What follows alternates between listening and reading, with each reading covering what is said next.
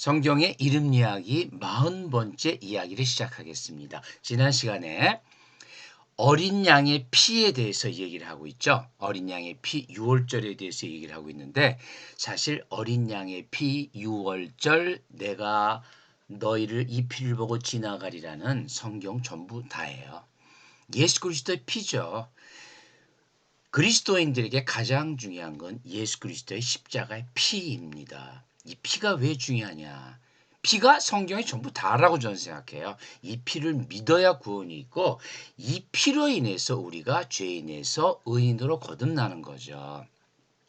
이 세상 다른 종교와 다른 점은 다른 종교도 뭐 착하게 뭘 해라 뭐 좋은 일 해라 하지만은 그것은 두 번째 이야기예요. 우리 그리스도인들은 첫 번째는 예수 그리스도의 피입니다. 십자가의 그 피가 우리를 구원해 주셨다라는 거고 이 피가 성경 전부 다라고 해도 과언이 아니에요. 성경을 상징하는 말은 굉장히 많죠. 구원이 있고 인간의 죄가 있고 하나님의 사랑이 있고 믿음이 있고 소망이 있는데 그 모든 것의 핵심이 어린 양의 피, 예수 그리스도의 피입니다. 즉 예수 그리스도의 피라는 것은 그리스도께서 마치 구약의 어린 양처럼 화목 제물이 되셨다 그런 말이죠. 화목 제물에 대한 얘기가 신약에도 물론 많이 나와요. 그 얘기를 오늘 해볼 텐데 이 화목 제물이 사실은 쉘렘이에요. 쉘렘.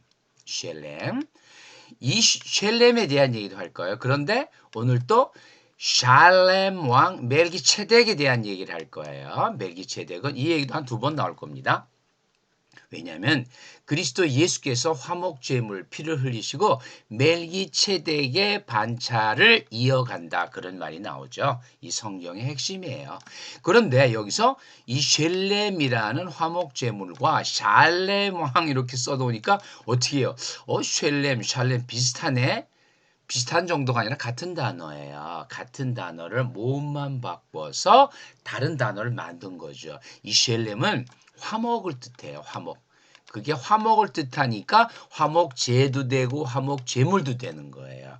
그 다음에 화목은 뭐냐? 이 화목은 평안, 평강 그런 것과 연결되는 건데 평강의 왕 할 때 샬렘이 되죠. 샬렘 왕 멜기세덱. 히브리서에 나오죠. 물론 우리 성경에는 멜기세덱으로 나와요. 세덱. 그거는 19세기에 외래어 표기법이 그래서 된 거지 실제 이름은 멜키체데크예요. 왜? 이래야만 이 의미를 알 수 있어요. 멜크라는 것은 멜레크라는 건 왕이고 체데크는 체다카 의거든요. 그러니까 의의 왕이에요. 의의 왕이기 때문에 쟤는 여기서 멜기세덱이라고 안 쓰고 이제 그 원래 히브리 발음과 유사하게 멜기체덱으로 썼어요. 그래야 이 의미를 곧바로 파악할 수가 있기 때문에 그런 거예요. 그래서 이 쉘렘 화목제물과 샬레망 이거와 다 같은 단어다. 또 샬레망은 또 뭐가 또 생각나요? 예루샬렘. 지금 예루샬렘이죠. 예수 그리스도께서도 거기서 활동을 많이 하고 지금도 예루살렘이 거기서 굉장히 많은 분쟁이 일어나고 거기다가 성전 세우려고 하는 게 유대인들이죠. 그 샬렘도 똑같은 거예요. 샬렘 다 같은 말이다. 즉 이 모든 것을 표현하는 것은 평강, 평안, 화목이에요. 하나님과 화목하고 저 메시아의 왕국은 평강의 나라다라는 것이 성경의 핵심입니다. 그 이야기를 한번 보죠. 자, 하나님의 인 어린 양의 피 정말 중요하다고 얘기했죠. 어린 양의 피 이것이 하나님의 구원과 사랑과 여기 다 있어요. 하나님의 사랑은 피로써 이루어지는 거고 이 피를 믿어야 된다는 것이 믿음이죠. 그래야만 소망이 생긴다는 거죠. 출애굽기 때는 뭐라 그랬죠? 출애굽기 때 나오는 이 이스라엘 백성들, 이스라엘 회중들은 하나님이 누군지도 몰랐어요. 여호와 하나님이 누군지도 몰랐어요. 모세와 아론과 몇몇 사람 빼놓고 몰랐어요. 그러기 때문에 그 피가 필요한 거예요. 이들은 예수 그리스도는 다 당연히 모르고 하나님도 모르고 어린 양을 잡아라.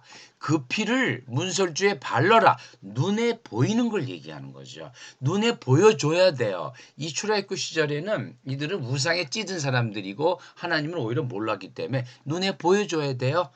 그 피를 발라라. 그러면은 내가 지나가리라. 대신 내가 애굽의 모든 우상들을 심판한다. 그랬죠. 이 처음 난 것 뭐라 그랬어요? 아빠르케. 그 처음 난 것은 하나님 건데 특히 수컷은 그 처음 난 것의 이름 자체가 하나님의 이름을 포함하고 있다 그랬죠. 자, 그런 어떤 우리의 어떤 이야기를 쭉 해 나가는 거예요. 이 어린 양의 피라는 것은 뭐예요? 어린 양의 피라는 것은 표적이에요. 표적.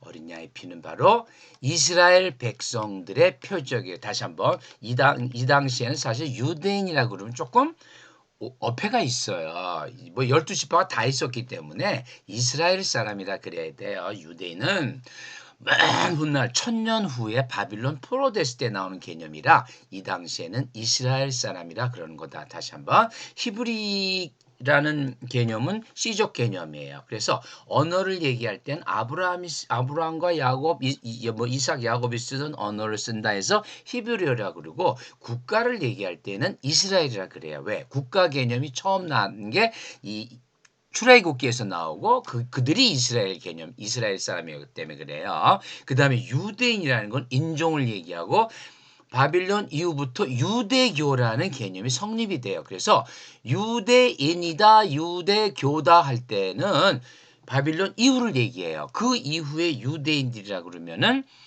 인종적으로 이스라엘 백성도 들어가지만 요즘 유대인들이라 그러면 유대교를 믿는 사람은 유대인이 되는 거예요. 그래서 유대인이라 그러면 약간 종교적 개념과 같다고 보시면 됩니다. 종교적. 그러니까 히브리인은 시족 개념이고 이스라엘은 국가 개념, 백성 개념이에요. 그리고 유대인은 종교 개념이다. 유대교가 처음 이제 유대교라는 걸 그들이 생각한 것은 바빌론 시대 이후예요. 바빌론 시대 이후.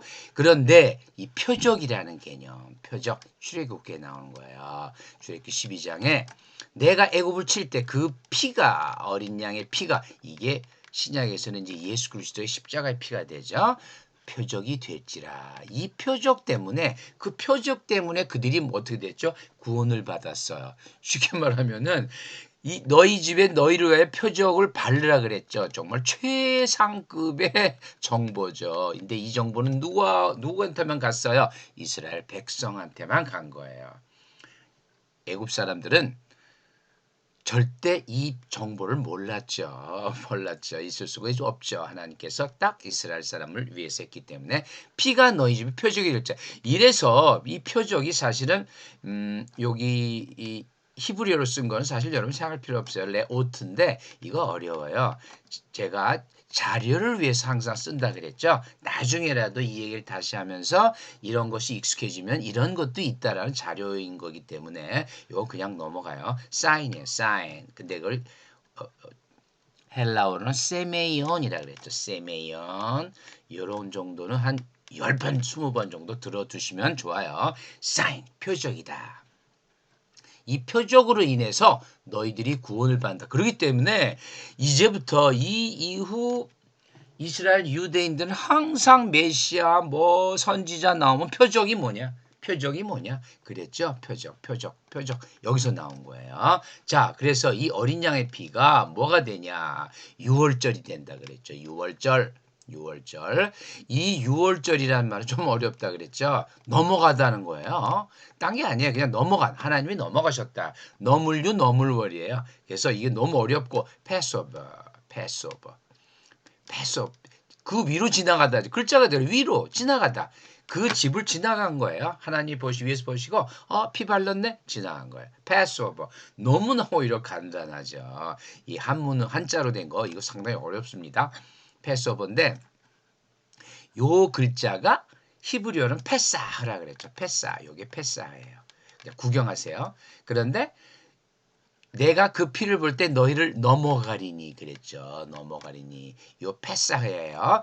요때 동사는 파사흐인데 히브리어는 자음만 있고 모음이 바뀌어서 명사가 됐다 동사가 됐다 한다 그랬죠. 이 얘기도 모르셔도 돼요. 이 페사흐의 음역이 파스카라 그랬어요. 그런데 여기서 앞으로 할 얘기지만 이 파스카라는 것은 피스트 축제도 되고 식사도 되고 음식도 되고 양도 돼요. 이 파스카 안에 feast, meal, lamb이 다 들어가 있어요. 지난번에 이걸 얘기를 안 했는데 왜 앞으로 할 거기 때문에 유월절 하면 유월절 그 자체가 유월절을 먹겠다 이런 말도 되고요. 유월절에 양도 되고요. 유월절 자체에 축제도 돼요.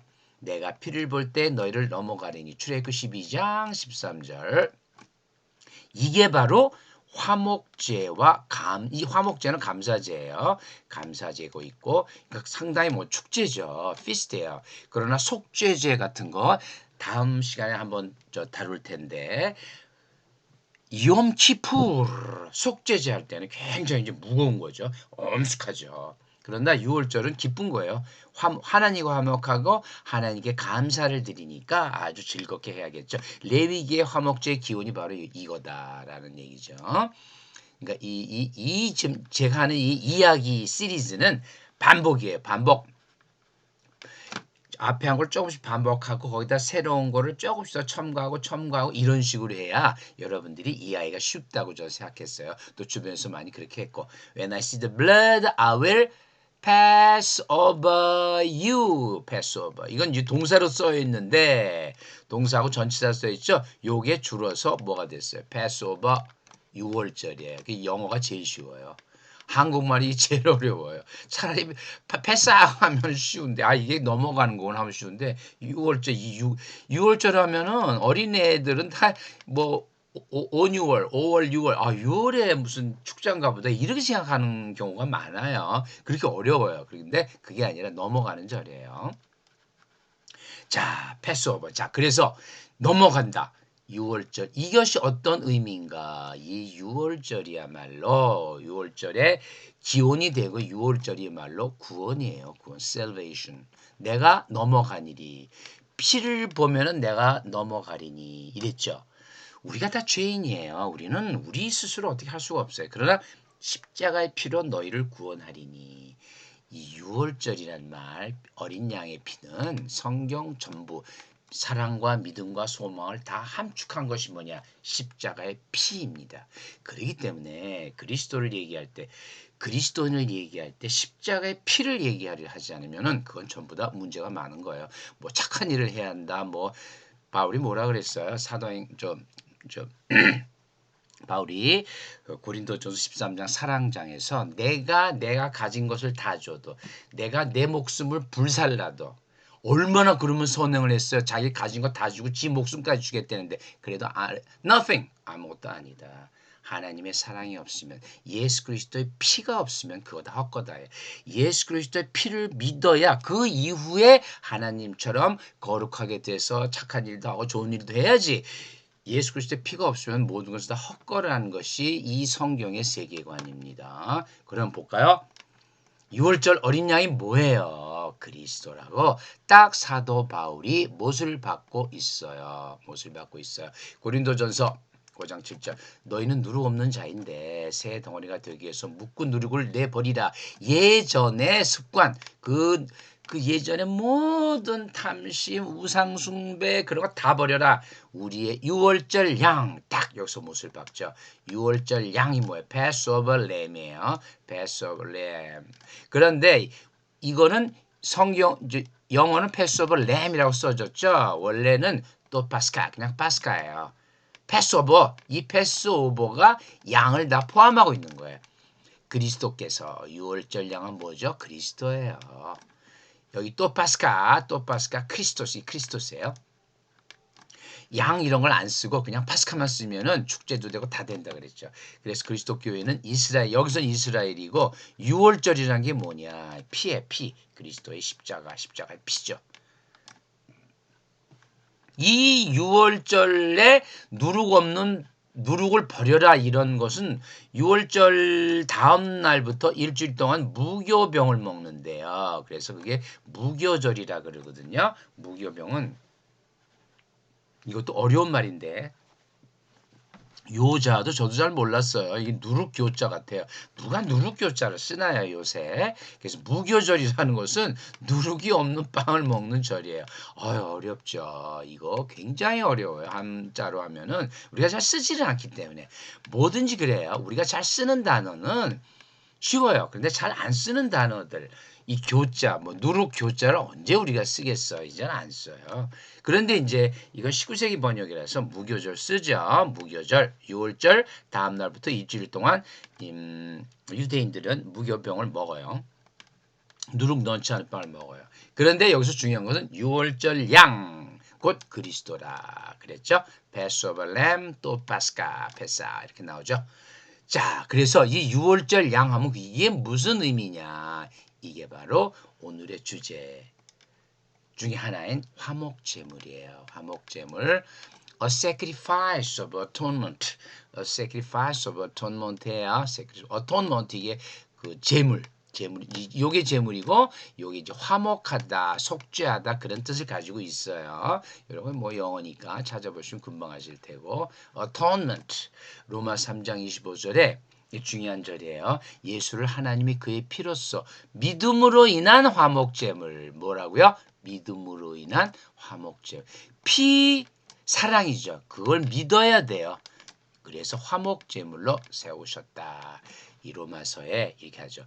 이건 뭐냐? 이것이 무슨 의미냐? 하나님께서 길이 참으시는 중에 전에 지은 죄를 간과하심으로 간과하심이 영어로 He passed over the sins previously committed. 이 간과하심이 passover예요. 똑같아요. 이 간과하심이 6월절에 간과하시다, 넘어가시다 똑같은 거예요. 여기 뭐 파레시스도 패스오버가 똑같아요. 그런데 이제 요건 어려우니까 믿음으로써 피스티스죠. 피스티스 믿음 피스티스요. 믿음으로써 화목제물로 세우셨으니 이 화목제물이야말로 자기 아들을 독생자 아들을 제물로 주었어요. 제물로 주었어요. 마치 아브라함한테 이삭을 제물로 바쳐라. 그 얘기는 뭘까요? 이삭을 바치라는 소리가 아니라 내가 내 아들을 너희들의 죄를 사하기 위해서 전에 지은 죄를 간과하기 위해서 내 아들을 주겠다. 그런 말이죠. 그런 말이죠. 성경은 전부 다 일맥상통하고 있어요. 간과하심으로 파레시스. 간과하셨대요. 화목제물. 이 화목제물이 뭐냐라는 거죠. 이 화목제물이 바로 하나님의 사랑의 확증이에요. 화목제물이라는 단어를 쓰는 사람은 요한과 사도 바울뿐이 없어요. 요한일서 보면은 그는 우리 죄를 위한 화목제물이니 뭐예요? 우리만 위할 뿐 아니라 온 세상의 죄를 위하십니다. 이 화목 제물이 레위기에 나온 레위가 아니라 뭐 여러 개 나오죠. 쉘렘이에요. 쉘렘, 샬라. 근데 여기서 나오는 쉘렘하고 읽으면은 희생, 화목, 보상 그런 뜻이 돼요. 그런 뜻을 만들어요. 힐라스모스 어려우니까 빼고 요거 화목제물이에요. 요거는 헬라어로 화목제물인데 지금은 빼죠. 지금 어려운 게 많이 나오니까 쉘렘. 왜냐하면 샬레망 멜키 최데크를 하기 위해서 이 쉘렘 같은 단어다. 그 얘기를 지금 하고 있죠. 그래서 쉘렘이다. 쉘렘. 이 화목절이 왜 사랑이냐? 요한일서 또 4장 10절. 사랑은 여기 있으니. 사랑은 여기 있어요. 사랑은요. 우리가 하나님을 사랑한 게 아니죠. 하나님이 우리를 사랑하셨죠. 하나님이 세상을 이토록 사랑하사 독생자 아들을 주셨으니 그거와 똑같은 얘기예요. 그 얘기를 다시 한번 풀어주는 거예요. 하나님이 우리를 사랑하사 우리 죄를 속하기 위하여 화목제물로 그의 아들을 보내셨습니다. 요한복음 3장 16절에 완전히 주석이죠. 그 아들 보내면서 그 아들을 믿으면은 영성을 어디로 했죠? 그 아들이 화목제물로. 그 아들을 보내는데 어떻게 했냐? 십자가의 화목제물로. Atoning sacrifice. Atoning sacrifice. Propitiation. 화해 속죄로서 그의 아들을 보내셨다. 그런 말이죠. 그의 아들을 보내셨다. 화목제. 이것이 바로 하나님의 사랑이다. 그것이 사랑이고 사랑이 여기 있는 거다. 이 사랑이 여기 있기 때문에 우리가 하나님을 먼저 사랑한 게 아니에요. 하나님이 우리를 사랑하셨대요. 왜? 그래서 그 아이들을 보내셨는데 그냥 뭐 그냥 왕으로 보내시긴 했지만은 십자가에서 그 피를 6월절에 피를 흘리는 그걸로 보내신 거죠. 그게 사랑이다. 근데 여기서의 화목제물이 셸렘이죠. 오늘 요 셸렘 얘기를 조금 해볼까 해요. 멜기체덱을 좀 얘기하려니까. 자, 그러면은 몇 주 전에 제가 텔로스를 얘기했죠. 끝이다. 온전하다. 뭐 다 이루었다. 마침이다. 완성이다. 이 텔로스는 마침 완성을 얘기해요. 그야말로 예수 그리스도 텔레오스, 텔레오, 텔로스 이거 전부 다 뭐라 그랬죠? 이거 전부 다 예수 그리스도를 얘기하는데 요 텔레오스, 텔레오, 텔로스를 히브리어로 바꾸면은 전부 샬렘, 샬람, 샬람 이렇게 나와요. 샬렘, 샬람, 샬람. 이 샬람이 뭐냐? 이건 동사고 명사고 형용사고 다 그런데 완성하다, 화평하다, 평안하다라고 나오는데 여기서 형용사로 쓴 텔레오스가 샬렘이에요. 그게 뭐냐? 평강의 왕, 샬렘 왕. 역시 제가 그냥 멜기세덱으로 썼어요. 성경에 멜기세덱으로 되어 있으니까 요거에 대해서 또 계속 좀 몇 번 얘기할 거예요. 왜? 예수 그리스도께서 십자가의 피를 흘리심으로 해서 멜기세덱의 반차를 따라서 영원한 대제사장이 되었기 때문에 그래요. 그래서 또 뭐 셸렘도 있어요. 셸렘 화목제물이라 그랬죠. 이건 화목제물. 이 화목제라는 것은 감사제다. 하나님께 그 양의 피로 우리를 구원해 주셔서 감사드립니다 하는 것이 화목제예요. 셸렘. 그 제물이 예수 그리스도고 샬렘 하면 평화죠. 샬렘 하면 평화인데 이 샬렘 하면 여기서 제가 이제 살렘이라고 썼는데 샬렘이에요. 뭐 그냥 성경에 살렘 왕으로 써 있으니까 요 살렘 왕이 평강의 왕인데 우리가 또 어디서 봤냐? 당연히 봤죠. 예루살렘. 요거 예루살렘이라고 썼는데 예루살렘. 요 샬렘은 평화예요. 예루는 기초 토대를 얘기해요. 예루, 야라에서 나온 건데 기초 토대. 그러니까 요 기초 토대라는 건 땅이라고 할 수 있죠. 예루살렘은 예루살렘 다 마찬가지예요. 평화의 땅이에요. 예루살렘 뭐라고요? 평화의 땅이다. 하나님의 땅이다. 저 도성에도 저 천국에도 새 도성, 새 예루살렘이 있죠. 이 평강은 바로 뭐냐?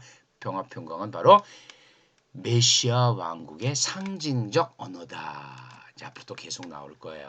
앞으로 계속 이 재미있는 이야기가 계속됩니다. 그래서 오늘은 이 살렘 왕 멜기체덱을 한번 볼까요? 멜기체덱 한번 오늘 여기까지만 하죠. 살렘 왕 멜기체덱. 이거 뭐 어렵죠? 요 어려운 거 보지 마시고 요거는 제가 이렇게 썼어요. 이 샬렘 멜렉 체덱 이렇게 썼는데 뒤에서부터 읽어야 돼요. 저도 이렇게 쓰니까 자꾸 혼동이 되네요. 멜키체덱. 요 멜키체덱이 멜기세덱이에요. 이 멜기세덱은 살렘 왕이니 여기 요 멜키가 왕이에요. 나의 왕 그런 뜻인데 왕. 멜렉이 왕이에요. 아비멜렉 그런 것도 있죠. 그런 멜렉이 다 왕이고 이 체덱이 뭐야? 체덱. 우리가 하나님이 아브라함의 믿음을 의로 여기시니 체닥하라 그랬죠. 이 체닥하는 이제 명사형이 된 거고요. 명사형은 이거 이렇게 붙여주는 경우가 나와요. 별거 뜻이 없어요. 체데크야. 체닥하. 멜기 체덱하면 의의 왕이다. 그 이름을 해석하면 먼저 의의 왕이라 그랬죠. 이거 멜기체데크를 해석하면은 요게 의의 왕이다. 그런 소리예요. 다음 살레 여기 살렘 멜레크가 나오죠. 살렘 멜레크. 요 멜기세덱의 이름이 히브리어에 이렇게 써 있어요. 멜키체덱 멜렉 샬렘. 제가 왜 큰 일부 쓴 것은 요 자를 살리기 위해서 그랬어요. 이렇게 기억자를 쓸 때는 집어넣지만 여기서는 그냥 요자 살리려고 크를 썼어요. 크를 썼어요. 샬렘 멜렉 체덱 멜키 이렇게 여러분이 읽으실 것 같은데 여기서부터 읽어주셔야 돼요. 여기서부터 멜키체덱 멜렉 샬렘. 멜렉 샬렘은 평강의 왕이다. 그랬죠. 평강의 왕 체다카예요. 이 체다카가 바로 아브라함이 하나님을 믿으니 그를 그 믿음을 의로 여기셨다. 이것이 체데크예요.